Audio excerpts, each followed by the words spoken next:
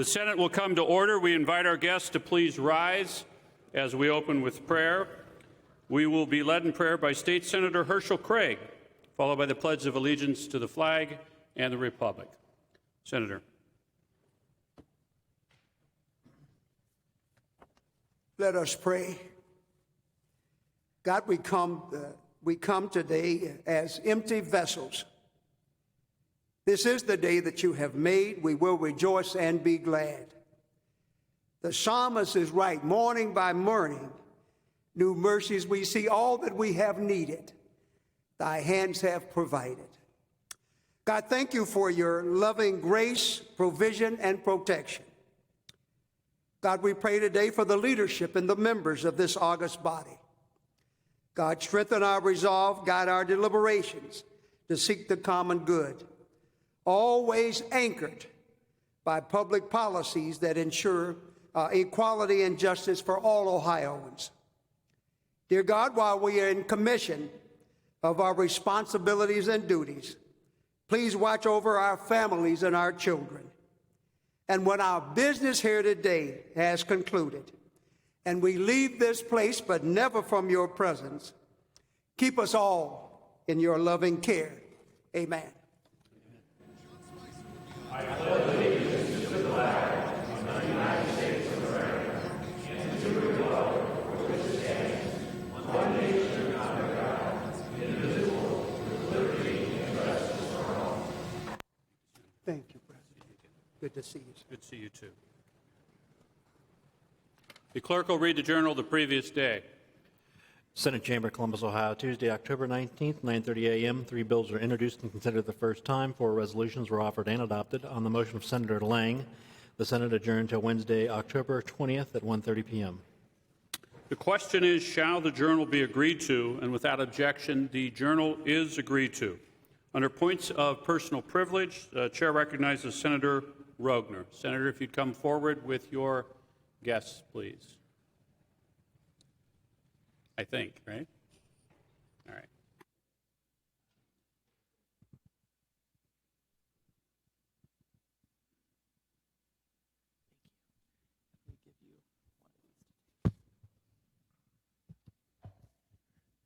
Thank you, ladies and gentlemen of the Senate. It is my distinct privilege today to introduce to you Coach Scott Mercer. He is here today to receive 2 resolutions. He is the head boys coach out at Woodridge High School, and the Woodridge High School boys team won their very first state track and field state championship. So that's one of the resolutions. The other one is a 4x800 meter relay.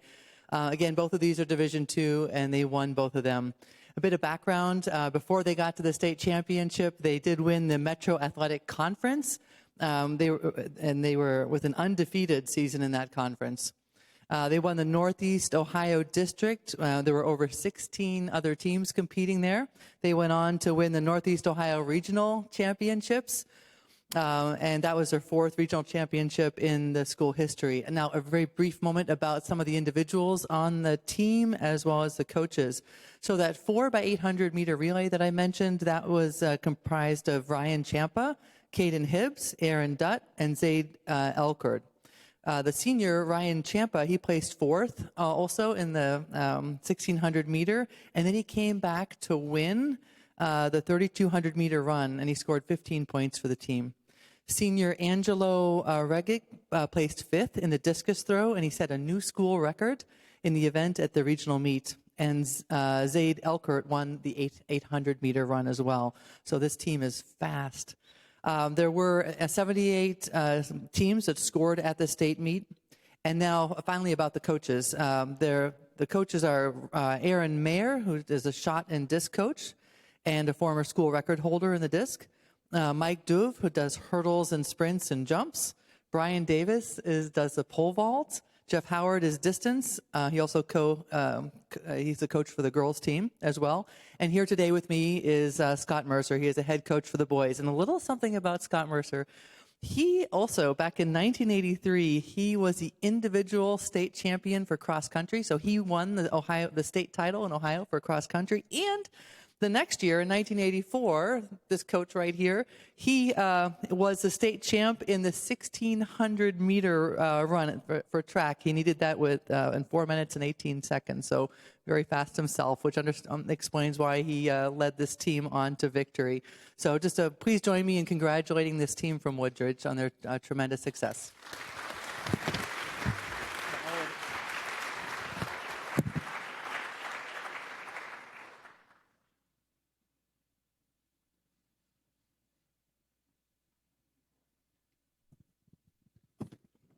Thank you, Senator Rogner. The chair recognizes Senator Schaefer with a point of personal privilege. Senator Schaefer would come forward into the well with his guests.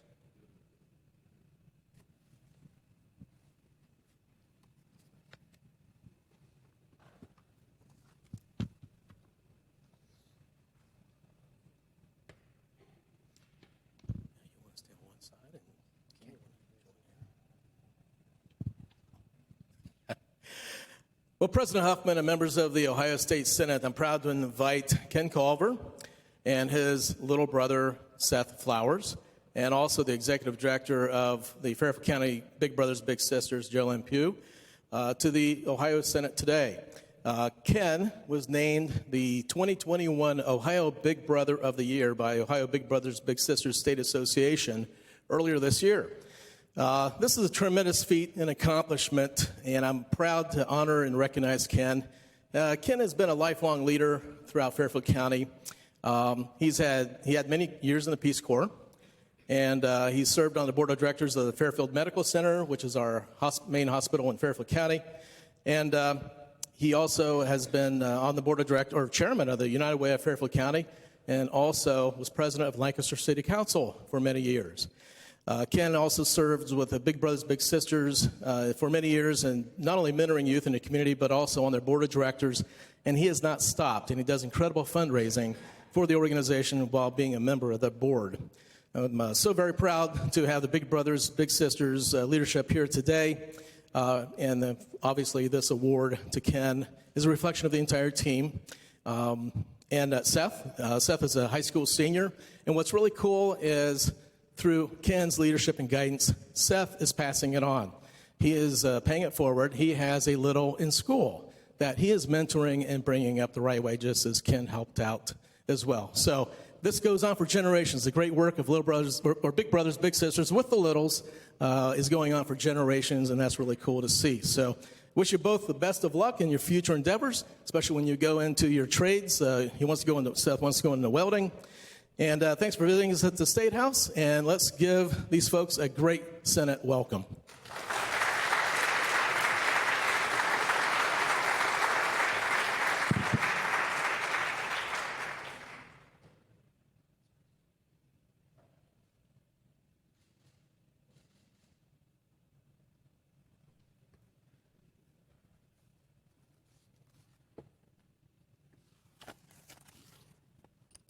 Excellent job, Senator Schaefer. Chair recognizes Senator Brenner for a point of personal privilege. Senator Brenner to come forward with his guests to the well, please.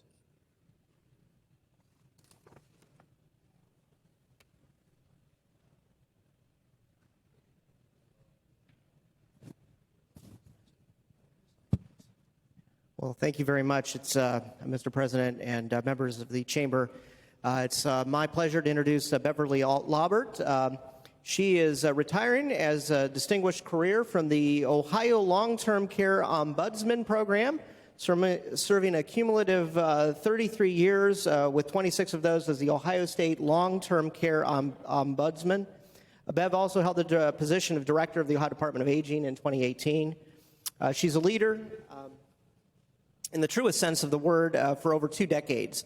Her passion in this work is inspiring and bred strong advocates committed to working in the best interest of each individual consumer.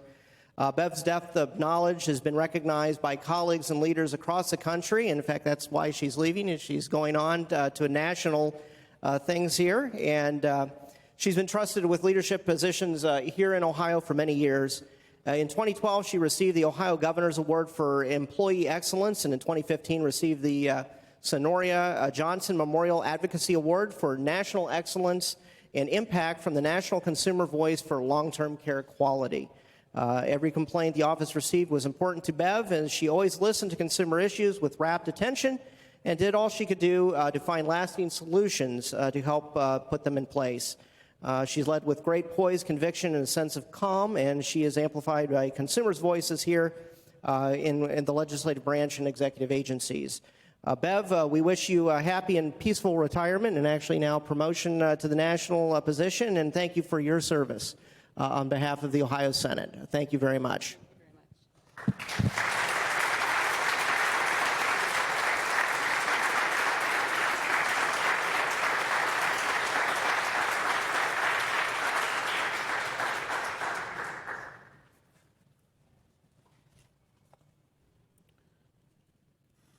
Thank you, Senator Brenner.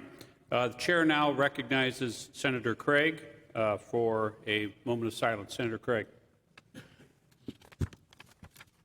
Thank you, Mr. President. Ladies and gentlemen of the Senate, I was deeply saddened to learn of the death of one of America's greatest leaders, General Colin Powell. It is not hyperbole to say one of our nation's true icons, brilliant, visionary leader, and a rare public servant who distinguished himself in service to our nation in military service as an extraordinary public official. General Powell was a professional soldier for 35 years, holding a variety of command and staff positions, and rose to the rank of a 4-star general. General Powell's distinguished and trailblazing professional career led him to become the first African-American national security advisor. He was the youngest and the first African-American chairman of the Joint Chiefs of Staff. General Powell was the first African-American United States Secretary of State. He was awarded 2 Presidential Medal of Freedoms by President George H.W. Bush and President Bill Clinton. What is important to note here today was his service over self. General Powell led our nation with impeccable character, integrity, and courage. The simple truth is, there is not another Colin Powell. I pray God's abundant peace and blessings upon his family and children, and certainly pray for our nation. Mr. President, I ask our colleagues to rise in a moment of silence to honor General Powell. The Senate will rise to honor this hero and patriot.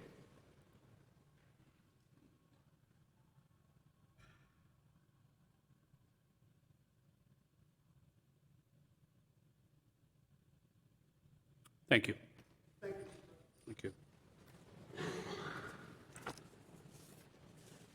The chair recognizes Senator Rogner for a point of personal privilege. Senator. Thank you, Mr. President. I rise today to welcome Dan, Melissa, Ruth, and Joshua Steiner to the State House. They are here from Canal Fulton. Please stand up. They're here on behalf of Capital Day through the Christian Home Educators of Ohio Association. So please join me in welcoming them to the State House.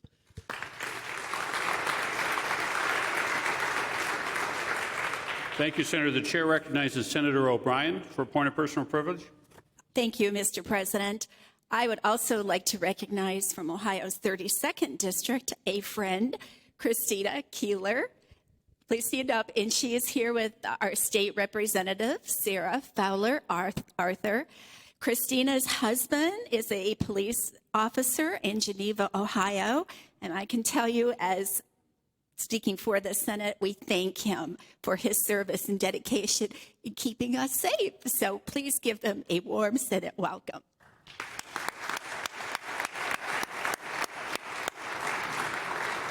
Thank you, Senator. The chair recognizes Senator Dolan for a point of personal privilege. Thank you, Mr. President. I'd also like to welcome to the Senate Max Yost.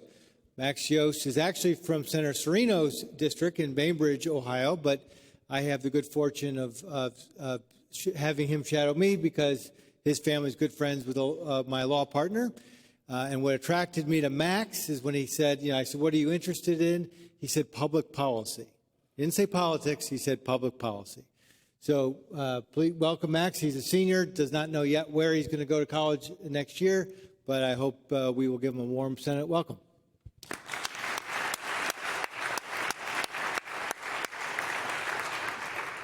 Thank you, Senator. Chair recognizes Senator Wilson for point of personal privilege.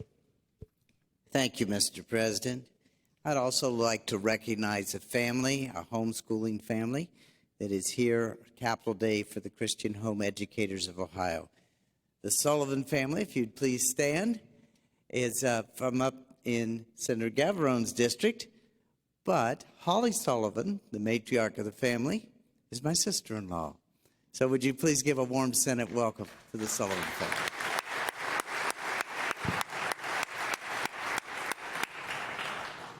Thank you, Senator. Reports of reference and bills for second consideration. Senator Matt Huffman reports on the Standing Committee on Rules and Reference. Recommend the following bills standing in order for second consideration be referred to the committee as recommended, and the report is properly signed. The question is, shall the report be agreed to without objection? The report is agreed to. Reports of standing and select committees. Senator Brenner with a report. Senator Brenner submitted the following report. The Standing Committee on Primary and Secondary Education, to which is referred Senate Bill 229. Senator Blessing, having under the same consideration, reports back a substitute bill and recommends its passage. Senator Hoagland with a report. Senator Hoagland submitted the following report. The Standing Committee on Veterans and Public Safety, to which is referred Senate Bill 156. Senator Rogner, having under the same consideration, reports back a substitute bill and recommends its passage. Both reports are properly signed. The question is, shall the reports be agreed to? And without objection, the reports are agreed to. Senator Matt Huffman with an advise and consent report of governor's appointments. Senator Huffman submitted the following report. The Standing Committee on Rules and Reference, to which referred the appointments by the governor of Bradley Beach and others, having under the same consideration, reports back the recommendation that the Senate advise and consent to said appointments. The question is, shall the Senate advise and consent to the appointments of the governor? Please call the roll. Antoni? Yes. Blessing? Yes. Brenner? Yes. Serino? Yes. Craig? Yes. Dolan? Yes. Fetter? Yes. Gavarone? Hoagland? Yes. Hottinger? Yes. Steve Huffman? Yes. Johnson? Yes. Lang? Yes. Mahra? Yes. Manning? Yes. McCauley? Yes. O'Brien? Peterson? Yes. Reinecke? Yes. Rogner? Yes. Romanchuk? Rulli? Yes. Schaefer? Yes. Schuring? Yes.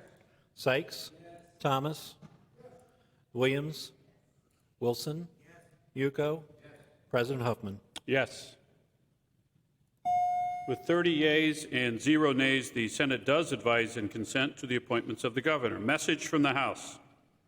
Mr. President, I am directed to inform you that the House of Representatives has adopted the following concurrent resolution in which concurrence of the Senate is requested. House Concurrent Resolution Number 35, Representative Callender and others, to invalidate the proposed amendments to Rule 3301-3504 of the Administrative Code, the latest version of which was filed by the Department of Education with the Joint Committee on Agency Rule Review on August 20th, 2021.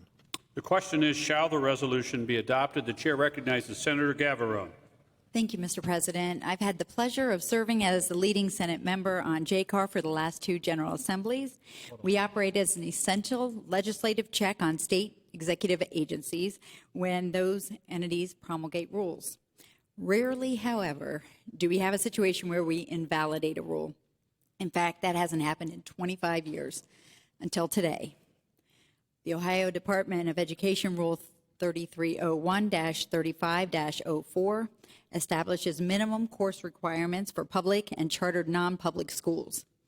ODE has amended this rule to remove certain courses that schools must offer, including business education, technology, foreign language, family and consumer sciences, and personal safety and assault prevention. Some of these classes are even essential for admission to Ohio's institutions of higher education. Moreover, these classes are considered essential to our businesses when they hire our recent graduates. Before a rule is filed with JCAR, it must go through the Common Sense Initiative, CSI, to ensure that we understand a rule's potential impact to business.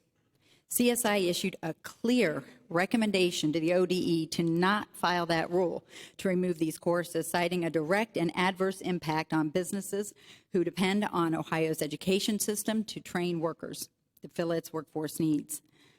Despite this recommendation, ODE filed the rule anyway, and the rule later received opposition from leading business institutions across the state. The NFIB, Ohio Manufacturers, Farm Bureau, Retail Merchants, Chamber of Commerce, Ohio Business Roundtable, and Ohio Excels are all against this amended rule. The clear opposition underscores the adverse impact to businesses that the rule change would have. Last week, JCAR voted to recommend to invalidate the rule because it violates 4 JCAR prongs. It conflicts with legislative intent. It conflicts with another rule. ODE failed to complete an accurate rule summary and fiscal analysis. And as previously stated, there's a non-justifiable adverse impact on business. During our meeting, we saw no entity or individual come in support of the rule change. We also didn't hear from ODE, which was offered the opportunity to speak to the change as well. Consequently, the committee voted in a bipartisan fashion and unanimously to invalidate the rule, and we recommended invalidation. Chairman Callender introduced HCR 35 last week following the JCAR meeting to invalidate the rule, and it was passed out of the House 95-0. Now the concurrent resolution is before us today. If we pass HCR 35, the proposed amended rule will be invalidated, and the existing rule will remain in the Ohio Administrative Code, which retains these courses for our students. ODE's amended rule defies legislative intent and would cause direct harm to the next generation of Ohioans as well as our economy. I urge your support of this resolution to check this executive agency to ensure that our students are prepared for their next steps in life and to support our strong economy for decades to come. Thank you to Chair Callender, to Director Wolpert and the JCAR staff, to caucus staff as well as my staff, and Chair Callender's staff for their valuable work on this important resolution. Mr. President, I encourage a yes vote. Thank you very much. Thank you, Senator. The chair recognizes Senator Craig. Thank you, Mr. President. Ladies and gentlemen of the Senate, let me also thank Senator Gavarone and certainly Representative Callender regarding this extremely important matter. I'll try not to be redundant, but it is important to cover some important points regarding HCR 35 to invalidate a proposed rule. According to the Ohio Department of Education, ODE, private schools requested a rule change regarding the electives they have to offer. Private schools' concern is that this list of elected coursework shouldn't be required in the rule in addition to a separate list already required in law. However, that rule change would, and it's already been stated, would adversely impact the ability of our graduating high schoolers to go to college or get jobs in manufacturing and agriculture because of some schools would no longer offer certain courses. When the business community saw this rule change, Common Sense Initiative, otherwise known as CSI, asked the State Board of Education to reconsider the rule. CSI recommended that ODE change the rule to continue requiring these courses be taught. The adverse impact the rule has on business is also an adverse impact on our students. Consequently, this prong violation, I, and along with the members of JCAR, and it's already been stated, in a bipartisan manner, voted to invalidate the rule. This is why today I urge the passage of HCR 35. Thank you very much, Mr. President. Thank you, Senator Craig. The question is, shall the resolution be adopted? Please call the roll. Antoni? Blessing? Brenner? Serino? Craig? Dolan? Vetter? Gavarone? Hoagland. Pottinger. Steve Huffman. Johnson. Lang. Mahara. Manning. McCauley. O'Brien. Peterson. Reinecke. Rogner. Romanchuk. Ruley. Schaefer. Scheuring. Sykes. Thomas. Williams. Wilson. Yuko. President Huffman. Yes. With 30 yeas and 0 nays, the resolution is adopted and entitled. A resolution to invalidate the proposed amendments to Rule 33013504 of the Administrative Code, the latest version of which was filed by the Department of Education with the Joint Committee on Agency Rule Review on August 20th, 2021. The question is, shall the title be agreed to? Any member who'd like to add their name to the title, please do so now.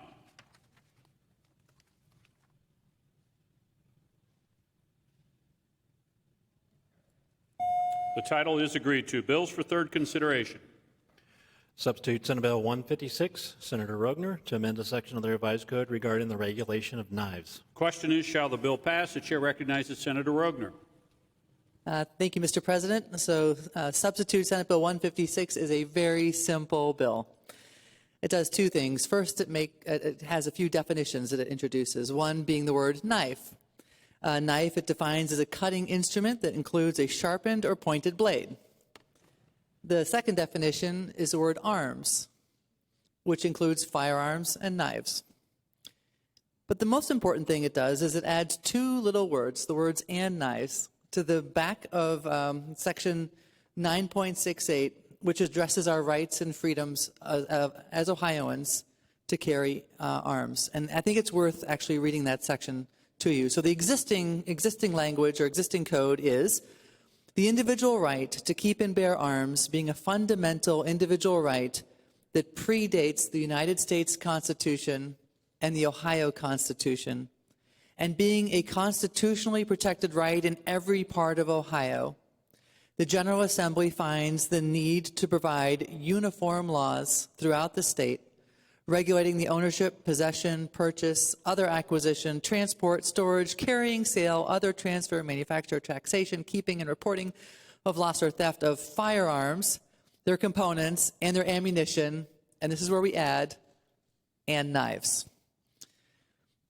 I would like to point out that there were no opponents in committee to this bill. And speaking of committee, I would like to thank Chair Hoagland and the entire Veterans and Public Safety Committee in the Senate for their thoughtful consideration, as well as Todd Rathner from Knife Rights.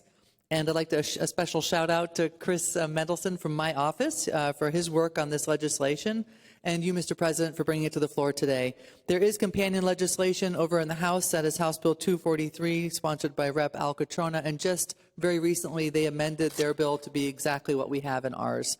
I really thankfully ask all of you to vote yes and support this bill. Thank you. Thank you, Senator. The chair recognizes Senator Thomas. Thank you, Mr. President, and I thank Senator Rogner for her efforts. We talked on regarding this particular bill, and there are some concerns that the reason my colleague and I in the committee voted against this particular bill. One is that when we start talking about overreach of state government, when you are saying to your municipalities that they are not in a position to be able to address what they deem necessary for the safety of their various municipalities, it then creates a situation of law enforcement and many others who for many years have dealt with issues of carrying concealed weapons, weapons that could cause serious physical harm, knives being one of those. There was regulations, if you will, or rules in place that dealt with that.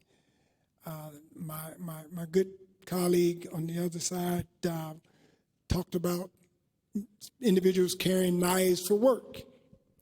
And those situations were encountered on many occasions. An officer knew the difference between a box cutter knife and a switchblade.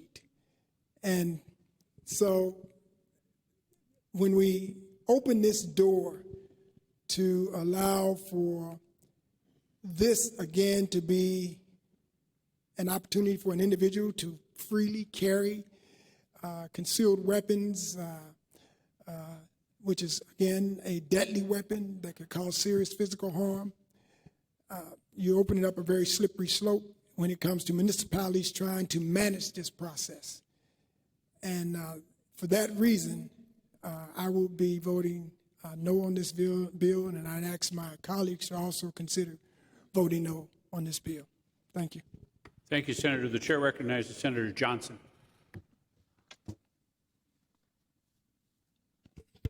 Thank you, Mr. President. You know, when it comes to Second Amendment issues and, you know, the right to bear arms, we often come into conflict with the argument about home rule. I don't think anyone in here disagrees with home rule, but home rule does not preempt the U.S. Constitution or the Ohio Constitution. Therefore, I support this bill. Thank you, Senator. The question is, shall the bill pass? Please call the roll. Antoni? Blessing? Brenner? Serino? Craig? Dolan? Feder? Gavrone? Hoagland? Hottinger?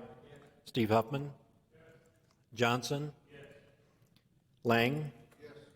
Mahra? Manning? McCauley? O'Brien? Peterson? Reinecke? Rogner? Romanchuk? Rulli? Schaefer? Scheuring? Sykes? Thomas? Williams? Wilson? Yuko? President Huffman? Yes. With 23 yeas and 7 nays, the bill is passed and entitled. A bill to amend a section of the revised code regarding the regulation of knives. The question is, shall the title be agreed to? Any member who would like to add their name to the title, please do so now.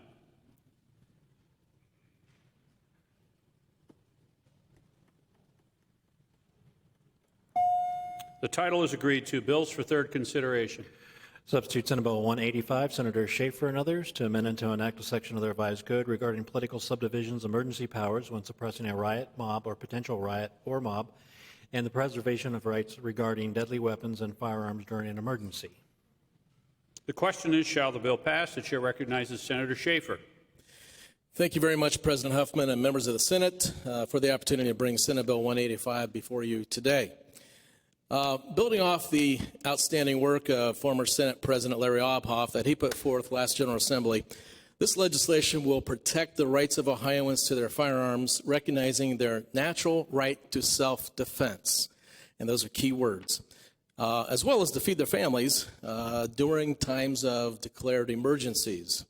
And I want to thank President Obhoff for the work he did and the ground he plowed and a lot of the research on this issue. And he found that the natural right to self-defense goes as far back at least to John Locke, English philosopher John Locke, as well as William Blackstone. And then in the Federalist Papers, Alexander Hamilton spoke to the natural right of self-defense. This is a very important doctrine in our culture, and the English culture as well as the American culture and the American fight for independence. The Second Amendment does not have a pandemic or natural disaster clause. There is no clause in it. And this bill makes Ohioans safer by ensuring that they have the means to protect themselves and their families during any declared emergencies that may come up. However, this bill does not add any additional gun rights. It just doesn't. It simply clarifies that people cannot have their rights taken away during times of declared emergencies. During the COVID pandemic, it became evident that local, state, and federal governments have sweeping restrictive powers during declared emergencies. There was also widespread unrest, as we might recall last summer, a year ago, which was a cause for concern that led to a surge of a lot of first-time firearm owners as people sought to protect themselves and their families against the violence. Fortunately, Ohio has a governor and a legislature that did not use their power to infringe on our Second Amendment rights. And however, the same can't be said for other states. Therefore, this bill is critical to proactively define the limits of government's power to prevent further abuses. The background of the bill comes from the aftermath of Hurricane Katrina, and that's when authorities in Louisiana confiscated firearms without cause. They would just knock on the door, ask if you had firearms in the house, and then confiscate them. Realizing this overstep of authority in Louisiana, the Louisiana legislature immediately after the immediate crisis was over, passed a law to prevent further seizure of legally held, legally owned firearms during declared emergencies. Another example of overreach is during COVID. It can be seen from our neighbor to the north, Michigan, where Governor Gretchen Whitmer closed down the ability of people to be able to buy firearms as part of the COVID response, as part of their self-defense. Furthermore, after doing so, she was quoted as saying, when she was challenged on this, she was quoted as saying, "I'd do it again." Since then, this concept has spread, and currently 24 states have this type of law already on the books, including our neighboring states of Indiana, Kentucky, and West Virginia. And it's time Ohio provide the same level of protection for our constitutional rights to Ohioans. Ohioans need to know that their rights will be protected under the Second Amendment, and as well as the Ohio Constitution, as Dr. Johnson pointed out earlier. And especially in the worst of times and during declared emergencies, when your infrastructure, your local government infrastructure and ability to respond to emergencies is virtually out of service.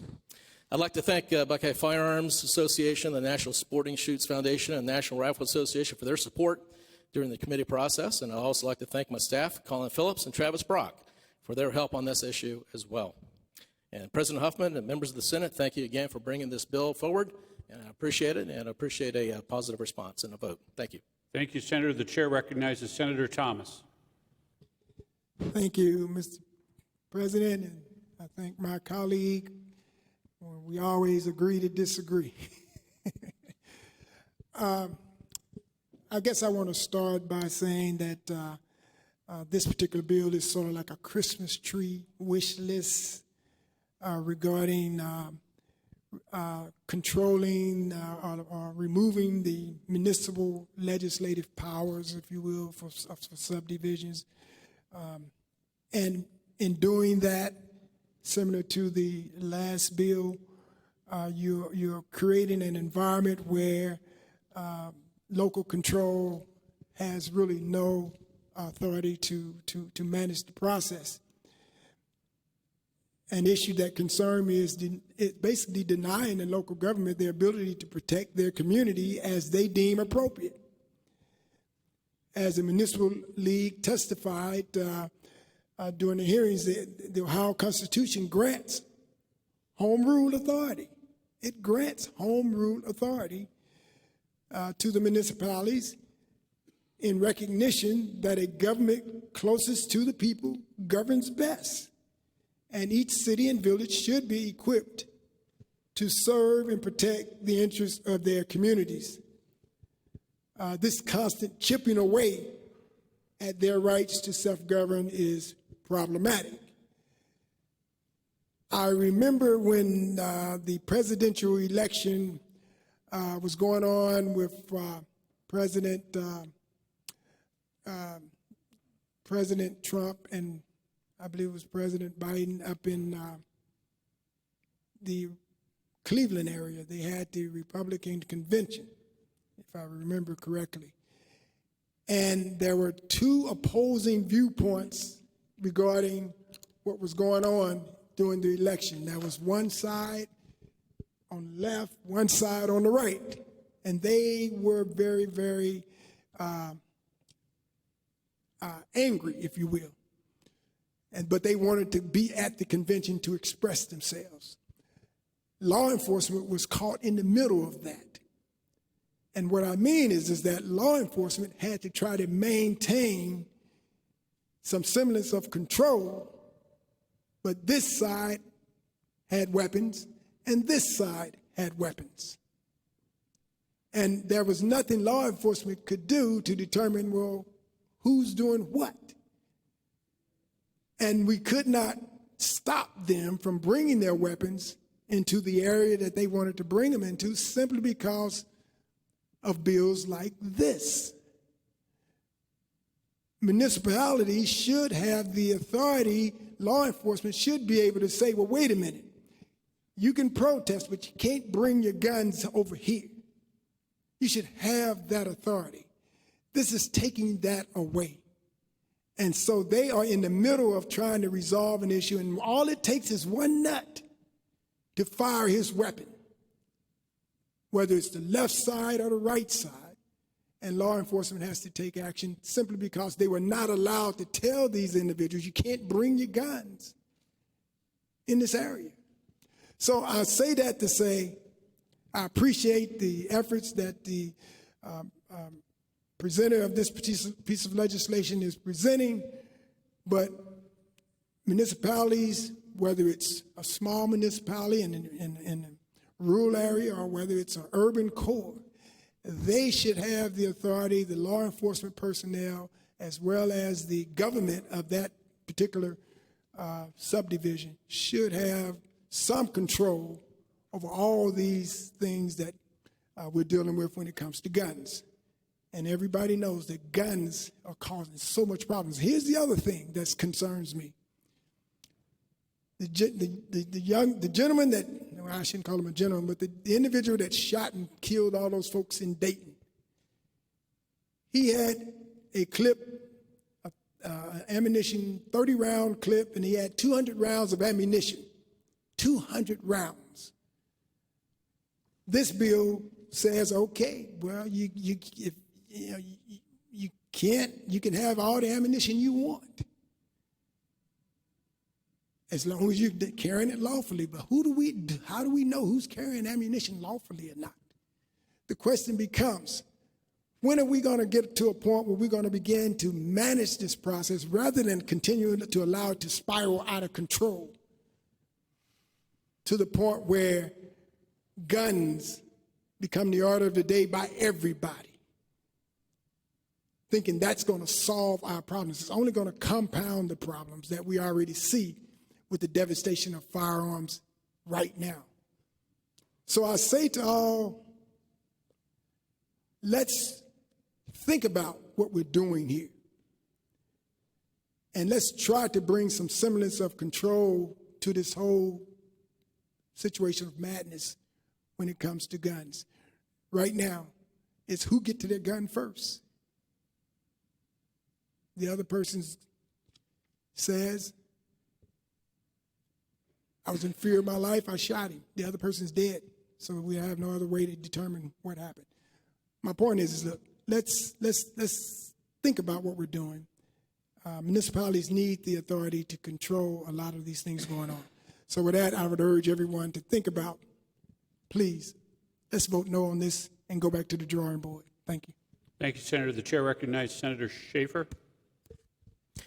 Thank you, Mr. President, and the gentleman from Cincinnati, for whom I have a great deal of respect. And I always listen intently to his comments. It reminded me to clarify a couple things. One is that, at least in my humble opinion, you can't turn on and turn off constitutional rights arbitrarily. No government can do that arbitrarily, whether there's an emergency declaration or not. They're there. They've been there for 200 some years, so that's very relevant to the debate. But secondly, rest assured, this legislation doesn't affect the criminal codes at all. If you commit a crime today with a weapon of any kind, my lawyer friends in the chamber will probably affirm that there's an extra penalty for that, and you probably lose your rights. If it's a firearm, you lose your firearms rights. And this bill does not affect that. So the crime today will be the same crime during or after an emergency declaration. So this bill does not change the criminal code whatsoever in that regard. The crime with a weapon today, it'll still be a crime under emergency declaration. Thank you. Thank you, Senator. The question is, shall the bill pass? Please call the roll. Antoni? Blessing? Brenner? Sereno? Craig? Dolan? Feder? Gavrone? Hoagland? Hottinger? Steve Huffman? Johnson? Lang? Mahara? Manning? McCauley? O'Brien? Peterson? Reinecke? Rogner? Romanchuk? Rulli? Schaefer? Scheuring? Sykes? Thomas? Williams? Wilson? Yuko? Please call the name Peterson. Peterson? President Huffman? Yes. With 23 yeas and 7 nays, the bill is passed and entitled. A bill to amend and to enact a section of the revised code regarding political subdivisions, emergency powers when suppressing a riot, mob, or potential riot or mob, and the preservation of rights regarding deadly weapons and firearms during an emergency. The question is, shall the title be agreed to? Any member who would like to add their name to the title, please do so now.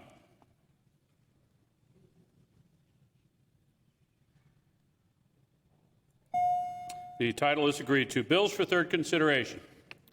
Substitute Senate Bill 229, Senator Blessing, to amend and to enact a section of the revised code with regard to the use of blended or remote learning during the 2021-22 school year, the state report card, the sale of real property, lease to certain schools, emergency management plans, and the withdrawal of untested students from internet or computer-based schools, and a declared emergency. The question is, shall the emergency clause remain part of the bill? Senator Blessing is recognized to speak to both the bill and the emergency clause. Senator?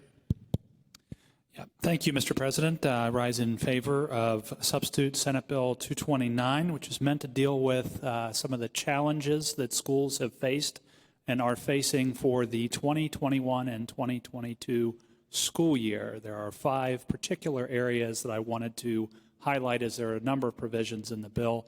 The first is the relaxation of some of the requirements to offer a blended learning model. Second is remediation plans for learning loss during COVID. A number of report card measures will be changed to report only. The easing of online services for special education students. And last but not least, accommodations for those students who find themselves quarantined. Specifically, since it's dealing with the 21-22 school year, there is an emergency clause. As you know, we are in the middle of the 2021-22 school year, so we'd like to get this done post-haste. But to give you a little bit more detail on a few of the provisions, it permits a school district, other public school, chartered non-public to submit to ODE a declaration to implement a blended learning model for the 21-22 school year by 4/30/21 instead of current law, which is 7/1/21, which, as you know, is already passed.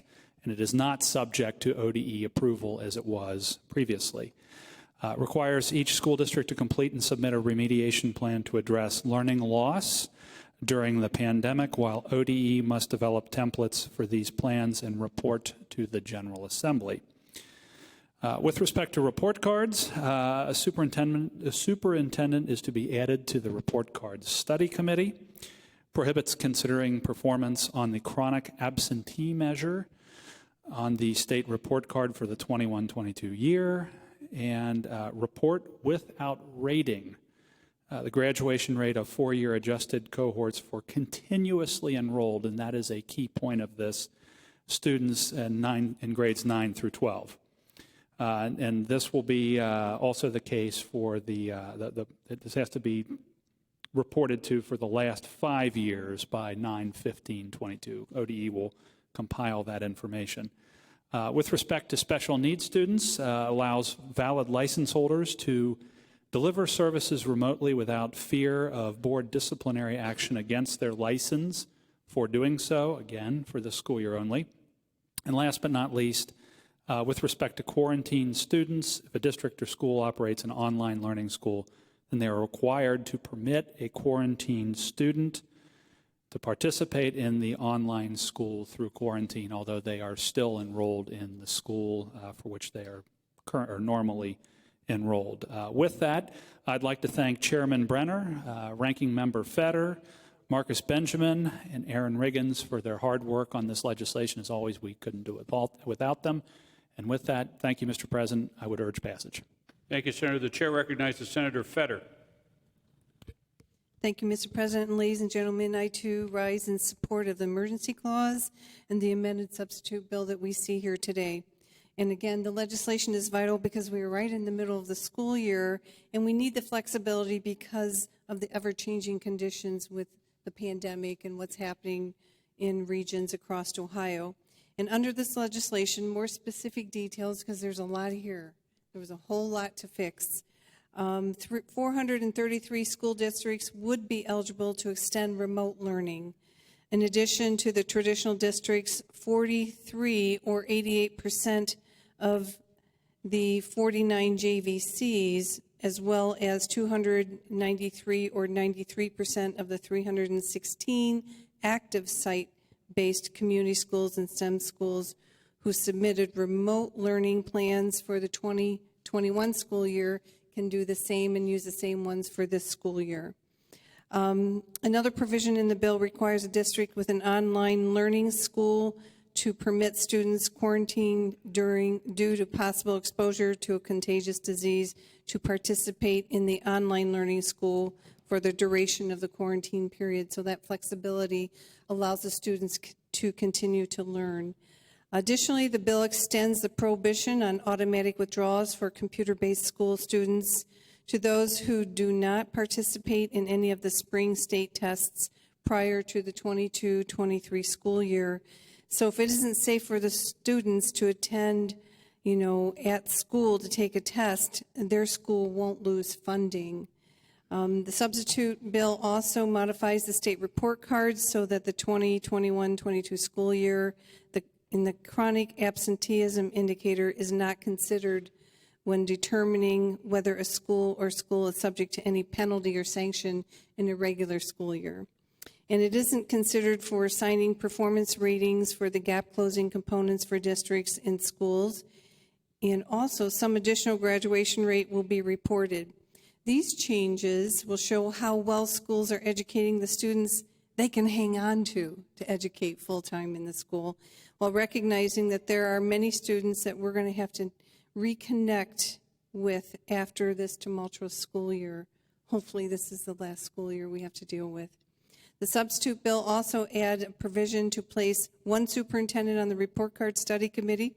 Great progress, but I think we need 3, which was the same requirement we had for our study committee, which did a great job of really evaluating how productive our report card will be and the changes that they need, especially during, these tumultuous years that we're going to have to deal with. And so I believe we do need to have 2 more assigned for study committee. But I'm also concerned about one provision, and I think the House can just have time to reevaluate something that needs further consideration, and that is a provision regarding when districts are trying to sell property that is leased by another school. This may further impede the already complicated process for school districts. So I think we need an evaluation over in the House with our experts there. So with that, I consider this bill a very good, needed emergency bill, and I urge everyone to support it. Thank you. Thank you, Senator Fetter. The first question regarding Senate Bill 229 is, shall the emergency clause remain a part of the bill? Please call the roll. Antoni. Blessing. Brenner. Serino. Craig. Dolan. Fetter. Gavrone. Hoagland. Hottinger. Steve Huffman. Johnson. Lang. Mahara. Manning. McCauley. O'Brien. Peterson. Reineke. Rogner. Romanchuk. Rulli. Schaefer. Scheuring. Sykes. Thomas. Williams. Wilson. Yuko. President Huffman. Yes. With 30 yeas and 0 nays, the emergency clause does remain part of the bill. The second question regarding Senate Bill number 229 is, shall the bill pass as an emergency measure? Please call the roll. Antoni? Blessing? Brenner? Sereno? Craig? Dolan? Fetter? Gavarone? Hoagland? Ottinger? Steve Huffman? Johnson? Lang? Mahra? Manning? McCauley? O'Brien? Peterson? Reinecke? Rogner? Romanchuk? Rulli? Schaefer? Scheuring? Sykes? Thomas? Williams? Wilson? Yuko? President Huffman. Yes. With 30 yeas and 0 nays, the bill is passed as an emergency measure and entitled. A bill to amend and to enact a section of the Vice Code with regard to the use of blended or remote learning during the 2021-22 school year, the state report card, the sale of real property leased to certain schools, emergency management plans with the withdrawal of untested students from internet or community-based schools, and to declare an emergency. The question is, shall the title be agreed to? Any member who would like to add their name to the title, please do so now.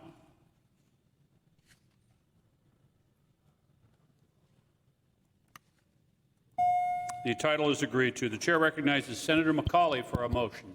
Mr. President, I move that the senators absent the week of Sunday, October 17, 2021, be excused so long as written explanation is on file with the clerk pursuant to Senate Rule 17. And without objection, the motion is agreed to. Offering of resolutions. Senate Concurrent Resolution Number 10, Senator Reinecke and others to urge the federal proposal to require financial institutions and other financial service providers to report most consumer net account inflows and outflows not be passed or implemented by government officials.